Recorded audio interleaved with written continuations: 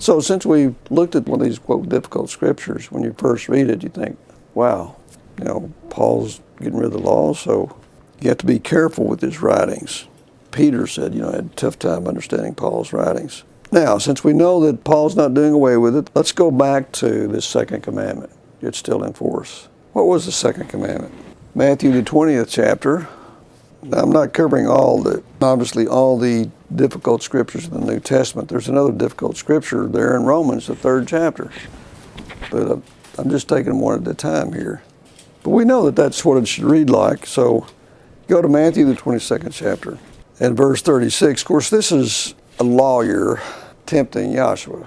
This guy didn't know what he was up against. Yahshua was a great lawyer. He was never called the lawyer, but he knew the law forward and backwards. He was an expert in the law. But this guy says, Master, that's like a come on, compliment, and here's the hook. Master, which is a great commandment in the law? Verse 35 says, tempting him.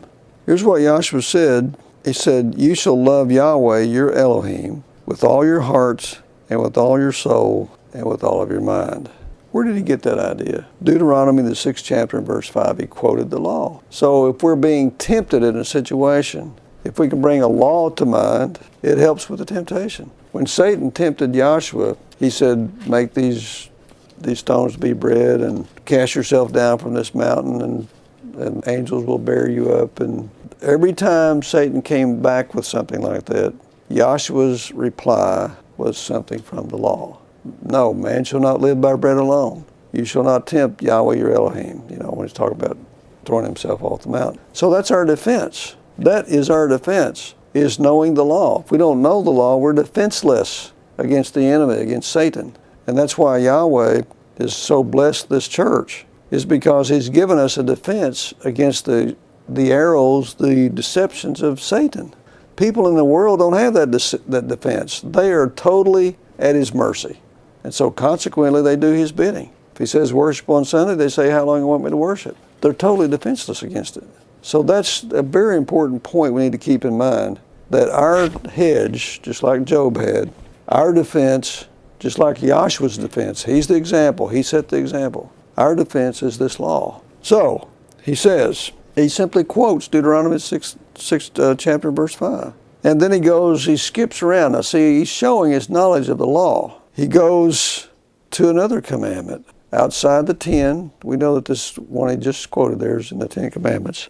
He goes to another commandment outside the 10 commandments, the law of Moses. What he's saying here now is, quote, the law of Moses, that they say has been done away, been nailed to the cross. And he quotes from Leviticus 19, verse 18, which is not in the 10 commandments. It's not in the Decalogue. It's part of that statutes and judgments of, quote, the law of Moses. So when you read this, people read this, and you can't find anybody that wouldn't agree with that. Read this second law. Well, see, they really believe the law of Moses. They just have never thought about it. If this law is done away, then lots of things are going to tumble. Here's what he says. And the second is like unto it. You shall love your neighbor as yourself. Leviticus 19 and verse 18. This is the way he stated this. The first, and he says, by the way, it's the great commandment of the law, and then the second. So there's a sequence here. I think sometimes that sequence is lost. Some start with the second as if it's the first. They say the first and great commandment is love your neighbor as yourself. No, it's not. I'm saying practically that's the way they operate. And Yahshua gave the sequence because this is the way it has to follow. See, the truth is, you cannot love your neighbor as yourself unless you first love Yahweh with all your heart, soul, and mind. Why is that? Because you don't know what to do to your neighbor. I can give you an example. The 7th year is coming up. Somebody has borrowed some money from you, or you loaned them a plow or whatever. What do you do about that? Can you go get it back when the 7th year is over? What do you do? How do you handle your neighbor's situation? The law tells you what to do. What about charging your neighbor interest? Is it okay if he borrows that money from you to charge him interest on that or not? If he's a foreigner, is it okay? Or if he's actually part of your blood kin, is that all right? What do you do? You see, the law tells you how to love your neighbor as yourself. And so that's why you have to love Yahweh with all your heart, soul, and mind, because you're going to be tuned into this law. You're going to be studying this law. You're going to know what it says.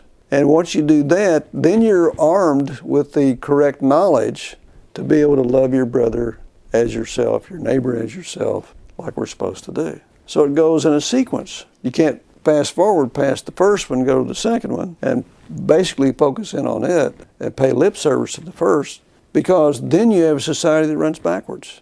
You don't know what to do with the monetary system. You don't know if you're with somebody who owns, let's say you have a hammer. Years ago, we was working on a float for the prom as junior class sponsor.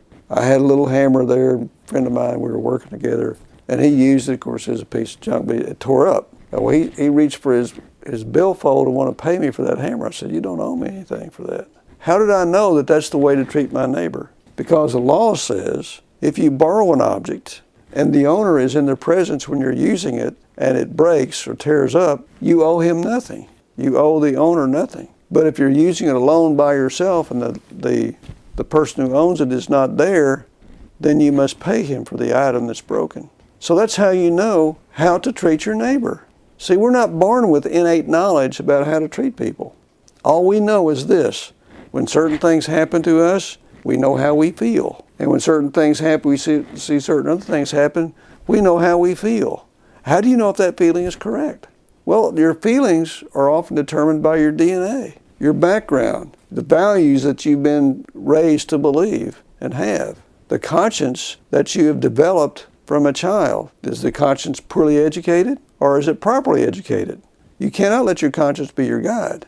Your conscience may be badly educated. You know, in some societies, I know of a situation where I roomed from a guy. He was in the CIA and he went to, I believe it was China, and there was some tribal area out in the outback there. And the chieftain would be offended if you didn't have sex with his wife. Crazy to us. Is his conscience poorly educated? Absolutely, it's badly educated. So you can't go by your conscience. That's why, since we're born with zero knowledge, and everything we accumulated is a combination of what happens to us and our reaction to it, and then we preserve that, and that becomes our basis for other reactions. So it's all a matter of how we're raised, the values we have, the things that's happened to us, our reaction to it, the reaction of other people. That's how we come up with this set of values and reactions and beliefs. And Paul talks about it in the New Testament, their conscience seared, like seared with a hot iron, so they have no conscience. Some people have no conscience. Other people have consciences that are wrongly educated. So when that's the case, your reaction is going to be wrong. Now, what would the human reaction be in the case of the hammer? If you just let your carnal mind take over and say, yeah, you broke it, you pay me. But that's not the right reaction. The Bible tells you what reaction you should have. We have to learn how to act properly. We don't have it in our DNA. That's why Jeremiah said, the heart is deceitful above all things. Underline all. Deceitful, underline it. And desperately wicked, who can know it? This is a prophet talking. You think he didn't know that about himself? He did. So the whole theme of the Bible is, here is the rule book. And the human race needs to learn the rules. If we learn the rules, we go by the rules, we'll build societies that will last for eternity. And that's exactly what Yahshua's coming back to do. He's going to build societies it's going to last forever. Of the increase of his government, there shall be no end. Why? Because it's built on the right knowledge. My people perish for lack of knowledge. That's what it says. So, the second commandment is complicated. The first commandment is complicated because there's so many avenues that are not built into us. We don't wake up one day and say, hey, I should be keeping the seventh-day Sabbath. And never heard about it. Never had a book that talked about it. It wasn't in my science book in high school. I never had in any course I took in college. It was never in there. So I didn't just wake up one day and say, without any knowledge whatsoever, no connection with this book, that I should keep the Sabbath. It's not in us. Like that's what the psalmist said.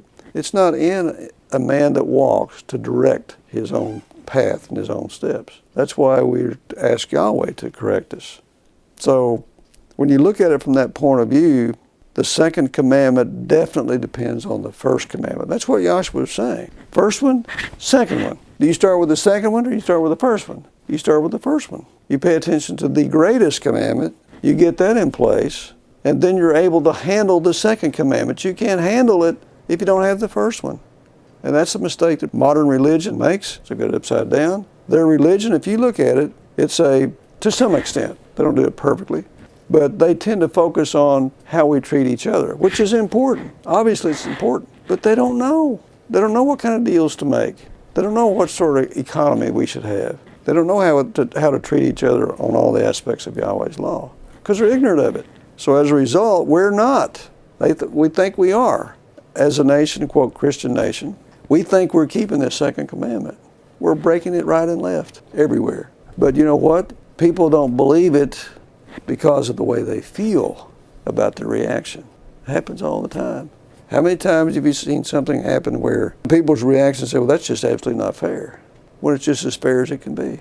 Well, what's the problem here? Because they were raised with a different set of values. Their DNA is different. Their reactions are different. Built on a lifetime of responses and all this, but it's all built together. So I want to make that point that you cannot go to the second one unless you know something about the first one.